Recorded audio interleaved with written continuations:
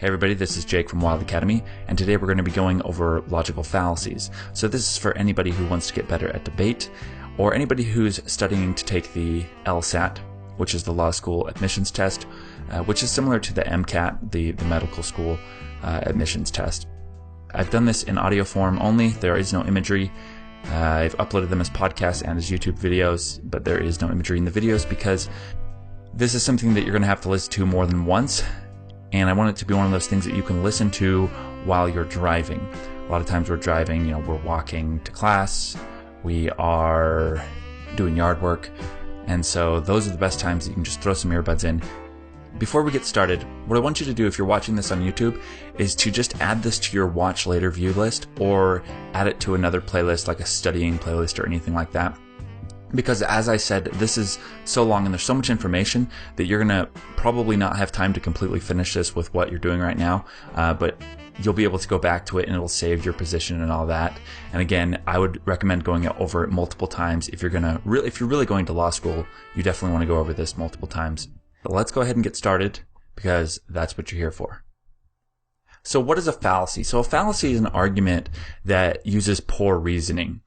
And when you are debating somebody, typically whatever their claim is, there's always a logical fallacy within there that you can find. So there's enough logical fallacies that you will be able to point one out at some point in any conversation that you have with anybody.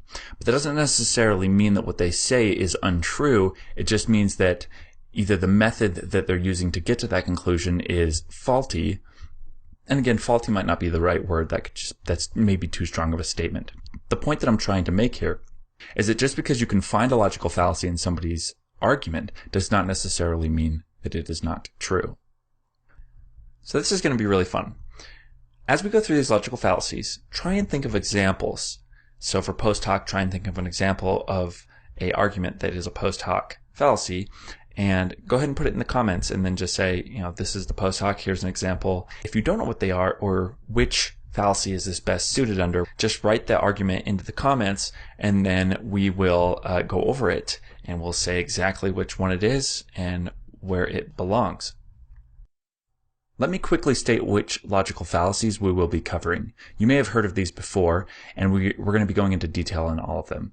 Slippery slope, begging the claim, circular argument, red herring, straw man, augmentum ad populum, moral equivalence, ad hominem, false dilemma, post hoc ergo propter hoc, hasty generalization, genetic fallacy, no true Scotsman, argument from authority, and the last one we'll cover today is inductive reasoning. So let's start with our first fallacy, which is slippery slope. It's a form in which a person asserts that some event must inevitably follow from another without any rational argument. So you can imagine that you're standing on a slippery slope, like the edge of a mountain, and that if we just barely move over that it's so slick that we're going to slip and fall all the way down the mountain. So that's kind of just your visualization. So the slippery slope argument states that a relatively small first step is going to lead to a chain of unrelated steps, and it's going to culminate into some significant effect, much like an object given a small push over the edge of that slope that I referred to earlier, will eventually and quickly go to the bottom. The fallacious sense of slippery slope is often used synonymously with continuum fallacy, and that it ignores the possibility of middle ground and assumes a discrete transition from category A to category B. So an example of slippery slope is, if he smokes marijuana, tomorrow he'll be a crack smoker. Next fallacy, begging the question, or begging the claim. Begging the question means that you assume something within the question. An example of this would be, how long have you been beating your wife? Or how long have you been cheating on your schoolwork? By asking an individual that, you are assuming that they already have been cheating without first verifying that they have been cheating. By assuming this, you are attempting to put power into your claim because you are stating it as if it is already fact.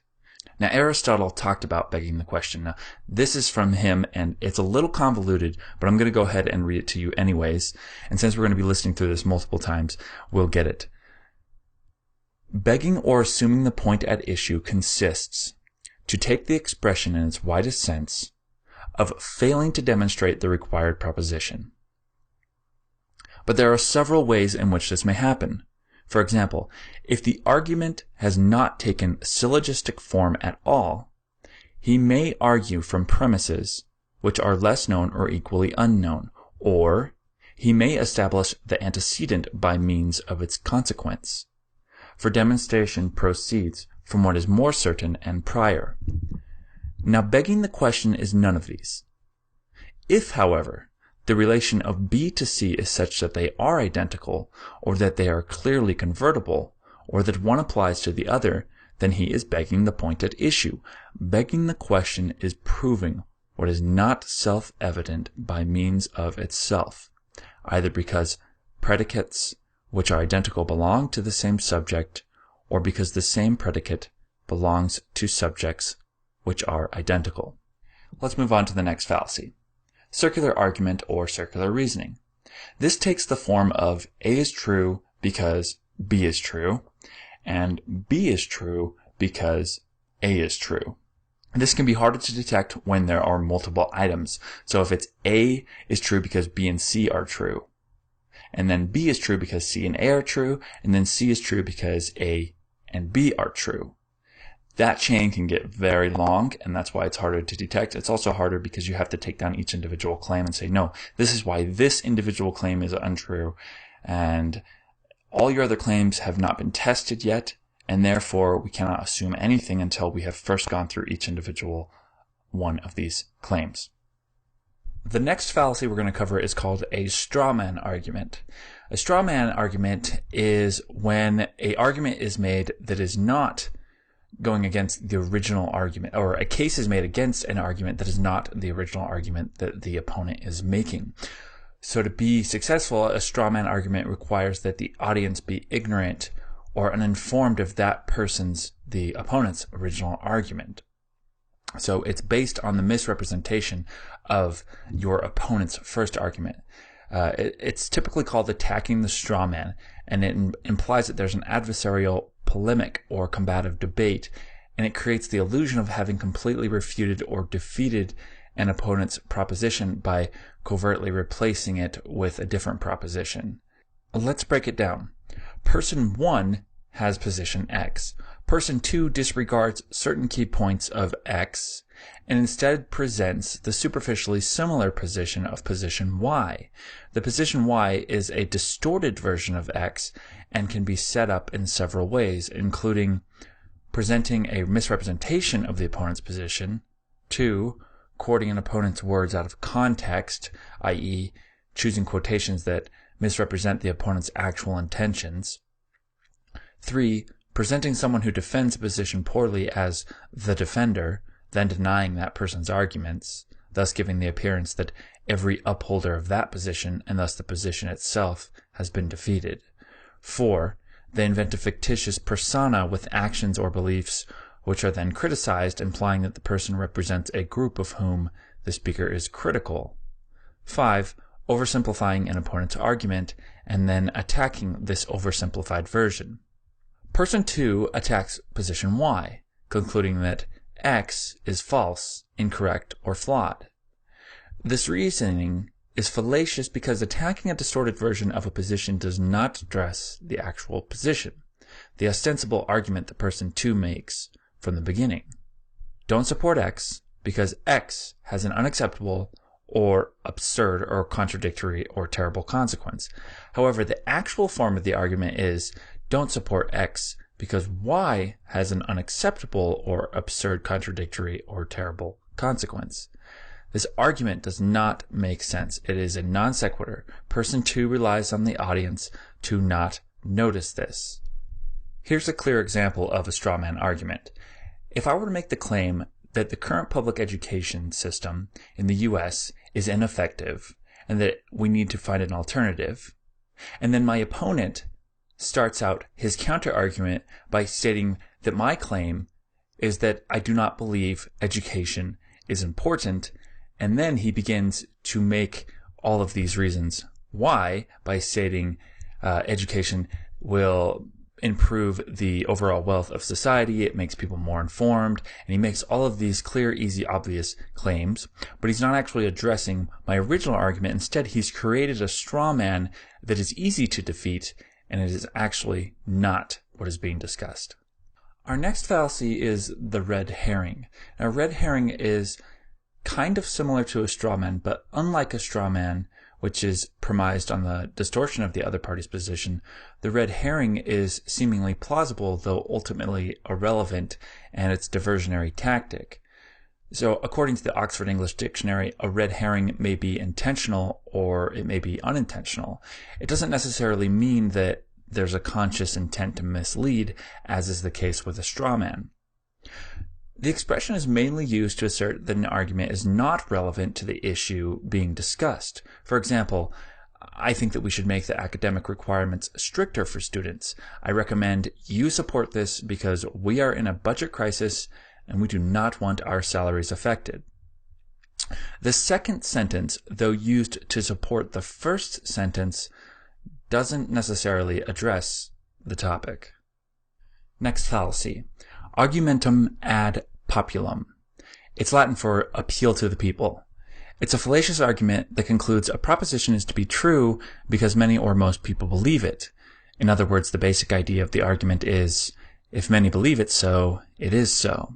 And this type of argument is known by several names, including appeal to the masses, appeal to belief, appeal to majority, appeal to democracy, appeal to popularity, argument by consensus, consensus fallacy, authority of the many, and the bandwagon fallacy. It is also the basis of the number of social phenomena, including communal reinforcement and the bandwagon effect.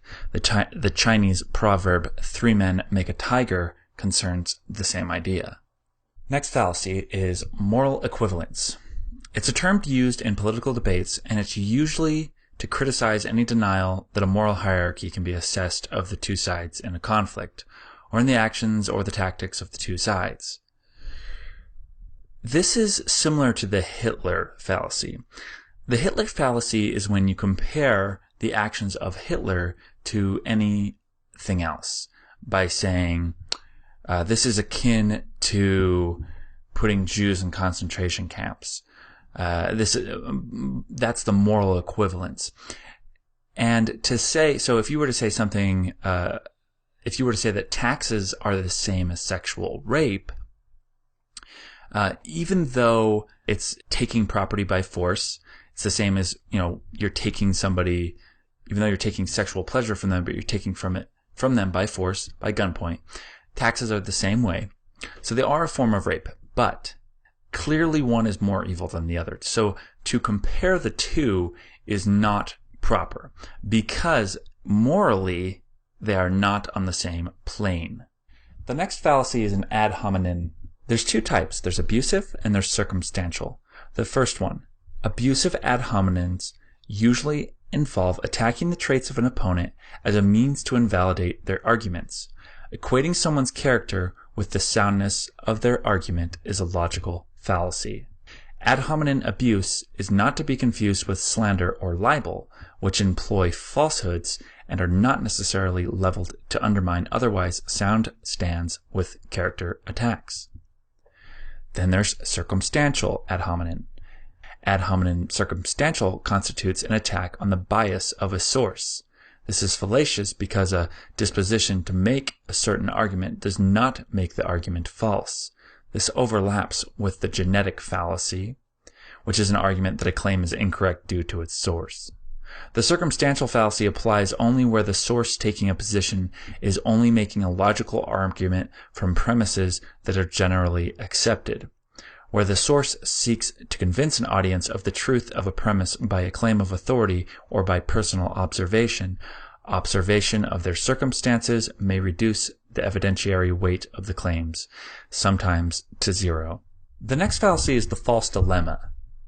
There's many names for this. There's black and white thinking, there's bifurcation, denying a conjunct, the either-or fallacy, or this one's my personal favorite, the false dichotomy. I like saying the word dichotomy. This is when only two options are put on the table and that there's an assumption that those are the only choices. So this is really straightforward. I don't think I have to explain this one too much. Some examples are, if somebody says to you, if you're not with us, then you're against us. Well, that's not necessarily true. There's a third option. You're not against them and you're not with them. You're neither. And they assume by saying that you only have those two options. Now, dichotomies, even though it's a false dichotomy, there could be three options and still other options available that aren't being presented. And that'll still be a false dichotomy, even though it'd be a trichotomy at that point. Not a tracheotomy. That's something different. But not only that, dichotomies aren't necessarily created on purpose. Usually they are, but sometimes it's just them not realizing that there's more options. So it's not always, if somebody's creating a false dichotomy, it's not always their fault. They're not always intentionally doing it. They just don't realize that there is third, fourth, fifth, and sixth options. So it's always good to keep that in mind, because then you have a way of bringing the fallacy up without actually attacking that individual for them trying to hide anything. Our next fallacy is the post hoc ergo propter hoc. Yeah, I know it's long. But in Latin, what it means is after this, therefore, because of this. It's often just say it shortly, just say post hoc. And it's a lot easier to say it shorthand. It's different from the cum hoc ergo propter hoc. Correlation does not equal or imply causation. But that is one of the fallacies that we're going to talk about later. What it is it's in which two things or events occur simultaneously, or the chronological ordering is insignificant or unknown. So post hoc is a particularly tempting error because temporal sequences appears to be integral to the causality. The fallacy lies in coming to a conclusion based solely on the order of events, rather than taking into account other factors that might rule out the connection. The form of a post hoc fallacy can be expressed as follows. A occurred, then B occurred. Therefore, A caused B. When B is undesirable, this pattern is often extended in reverse. So we'll say avoiding A will prevent B. However, simply claiming there could be a correlation does not mean that A didn't cause B. For example, driving while drunk is correlated with car accidents, and it also causes them. This fallacy is the leading reason for drug testing and using double-blind tests. The placebo effect is when a patient feels and gets better because they took medicine. However, even when the pill is a sugar pill, there are measurable results. The sugar pill, is called the placebo. You assume that this pill is going to make you better and therefore feel better and therefore you can get better. It's actually quite fascinating. Not only that, you'll report feeling better just by assuming. So the reason this is done is that they are narrowing down on the actual causes of the drug being tested, rather than confusing them with the correlation and the causation of taking a placebo or a sugar pill. Next fallacy, hasty generalization. It's reached by an inductive generalization based on insufficient evidence, essentially making a hasty conclusion without considering all of the variables. In statistics, it may involve basing broad conclusions regarding the statistics of a survey from a small sample group that fails to sufficiently represent an entire population. Its opposite fallacy is called a slothful induction, or denying a reasonable conclusion of an inductive argument. Example, it was just a coincidence. Hasty generalizations usually show this pattern. X is true for A. X is true for B. X is true for C. X is true for D. Therefore, X is going to be true for E, F, G, etc. For example, if a person travels through a town for the first time and sees 10 people, all of them children, he may erroneously conclude that there are no adult residents in the town. Or a person is looking at a number line. The number 1 is a square number. 3 is a prime number. 5 is a prime number. And 7 is a prime number. 9 is a square number, 11 is a prime number, and 13 is a prime number.